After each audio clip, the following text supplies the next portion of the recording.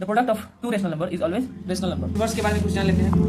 Inverse का हिंदी होता है प्रतिलोम। इसका लोग तो इस प्रॉपर्टी का नाम होता है कम्यूटेटिव। ये आपका -4 कोई एग्जांपल है -4, तो इसका योगात्मक प्रतिलोम यानी कि एडिटिव इनवर्स हो जाएगा।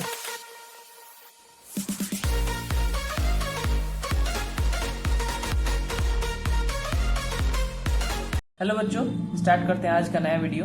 आज हम पढ़ेंगे एक्सरसाइज रेशनल नंबर का एक्सरसाइज 1.1, लेकिन उससे पहले हम थोड़ा सा कुछ रूल पढ़ लेते हैं। जो पहला रूल है, इनवर्स के बारे में कुछ जान लेते हैं। इनवर्स का हिंदी होता है प्रतिलोम, जिसका हम लोग देसी भाषा में कहते हैं उल्टा, जो दो प्रकार के होते हैं, मल्टीप्लिकेटिव इनवर्स और एडिटिव इनवर्स। हिंदी में गुणात्मक प्रतिलोम और योगात्मक प्रतिलोम। प्रतिलोम मतलब उल्टा समझते हैं, लेकिन मल्टीप्लिकेटिव इनवर्स जो है वो गुना और भाग के हिसाब से चलता है, और एडिटिव इनवर्स जोड़ और घटाव के हिसाब से चलता है, जैसे कि प्लस और माइनस के हिसाब से।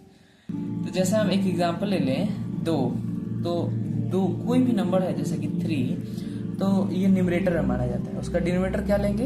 1 लेते हैं। हमेशा किसी भी नंबर के डिनोमिनेटर 1 लेते हैं, अगर नहीं होता है तो यहाँ पे हम 1 ले सकते हैं। और मल्टीप्लिकेटिव इनवर्स में डिनोमिनेटर न्यूमरेटर में चेंज होता है और न्यूमरेटर डिनोमिनेटर में, तो ये पलट जाएगा तो 1/2 हो जाएगा। एक और एग्जांपल है जैसे कि 3/4, इसको पलट देंगे 4/3, तो ये इसका मल्टीप्लिकेटिव इनवर्स कहा जाता है।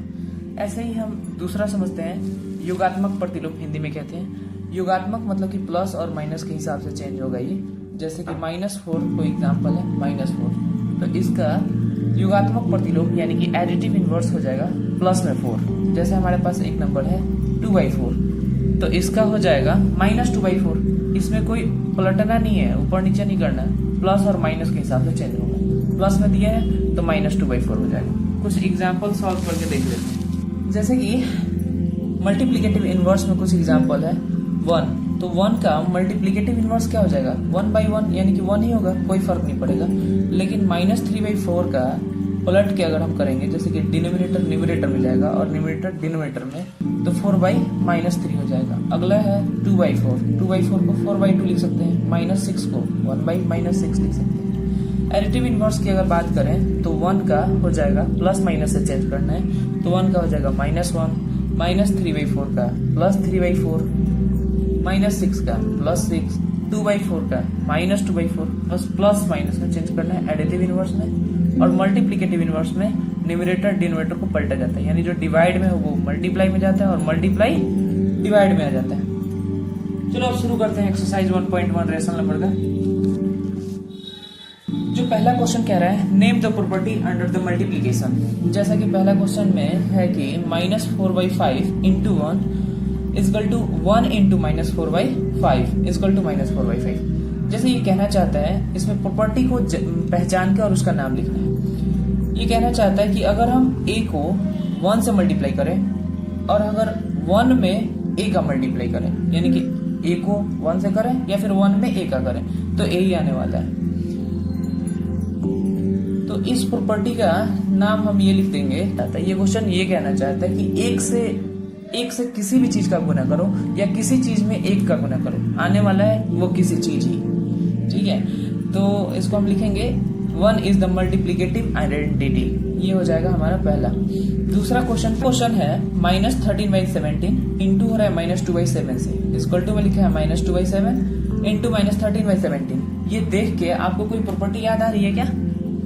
अगर नहीं आ रही तो हम बताते हैं। जैसे कि a का इंटू करो b से या फिर b का करो a से, कोई फर्क नहीं पड़ने वाला है। a भी आएगा और यहाँ से b है, लेकिन नंबर में कोई फर्क नहीं पड़ने वाला और ये भी कोई फर्क नहीं पड़ता है। जैसे हम करके देख लेते हैं। इसका मल्टीप्लाई करेंगे -13/70 और -2/7 का, तो माइनस माइनस प्लस होने वाला है, और 13 × 2 26 और 17 × 7 119। और वैसे ही इसका इधर करेंगे RHS में। तो इस प्रॉपर्टी का नाम होता है कम्यूटेटिव। ये आपको याद होना चाहिए कि अगर हम डिजिट को एक्सचेंज कर दें तो उसमें कोई फर्क नहीं पड़ता है, तो वो कहते हैं हम कम्यूटेटिव प्रॉपर्टी।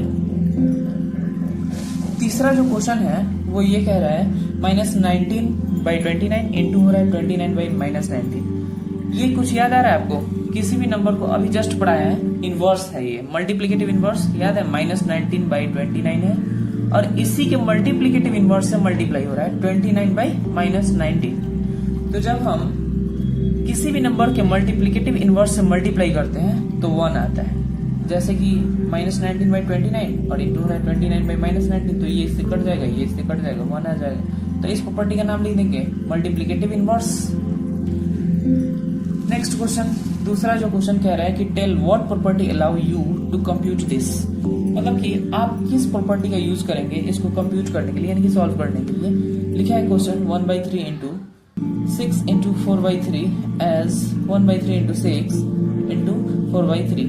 इसमें क्या है कि पहले इस वाले में इस 2 को साथ लेके चलना है और फिर दूसरे वाले में इस 2 को साथ लेके चलना है। ये दूसरे वाले में ये अलग हो गया है। तो अगर हम इसको सॉल्व करें तो 3 से 6 कट जाएगा 2 बार में, 3 2 6, और उसके बाद नीचे मल्टीप्लाई करेंगे 1/3 इंटू 4 2 8, बाई 1 लगा सकते हैं, और 8 1 8 और 3 1 3। अगर हम इसको सॉल्व करें 3 2 6 और 2 1 2, ये 2 1 2 और 4/3 मल्टीप्लाई करेंगे 4 2 8 और बाई 3। देखिए रिजल्ट सेम ही आया, 8/3 और 8/3। तो इसमें क्या है कि पहले इस दोनों को साथ लेके चले हैं और दूसरे वाले में इस 2 को साथ लेके चले, लेकिन रिजल्ट में कोई फर्क नहीं पड़ता है। तो इस प्रकार की प्रॉपर्टी को हम बताए थे पिछली वीडियो में, एसोसिएटिव प्रॉपर्टी कहते हैं। जो लास्ट क्वेश्चन है, लास्ट एंड थर्ड, बोल रहा है the product of 2 rational number is always, यानी कि कभी भी 2 रेशनल नंबर के मल्टीप्लीकेशन के रिजल्ट क्या आने वाले। The product of 2 rational number is always rational number. जैसे एग्जांपल से 2/3 एक रेशनल नंबर है, 3/2 एक रेशनल नंबर है, मल्टीप्लाई करेंगे 6/6, कटने के बाद 1, और 1 भी एक रेशनल नंबर है। इसके अलावा आप कुछ भी एग्जांपल से समझ सकते हैं। और प्रोडक्ट ही नहीं, आप एडिशन सब्ट्रैक्शन कुछ भी करेंगे 2 रेशनल नंबर के बीच तो रेशनल नंबर ही आएगा। ठीक है, फिर मिलते हैं नेक्स्ट वीडियो में। धन्यवाद। एक बात और, आप लोग सोच रहे होंगे कि सारा क्वेश्चन पहले से बना बनाया है, बस ये आके बोल रहा है। ऐसा नहीं है, एक वीडियो मेरा खराब हो चुका है, मैं बनाया था और वीडियो में ही बनाया था, और लेकिन वो वीडियो मेरे से खराब हो गया, मतलब कि कुछ टेक्निकल प्रॉब्लम आ गया उस वीडियो में और बेकार हो गया सारा, तो इसलिए मैंने उसको डिलीट किया। और इसको फिर से बनाने में बहुत समय लगता है, तो इसलिए मैंने सोचा इसी पे बना देते हैं।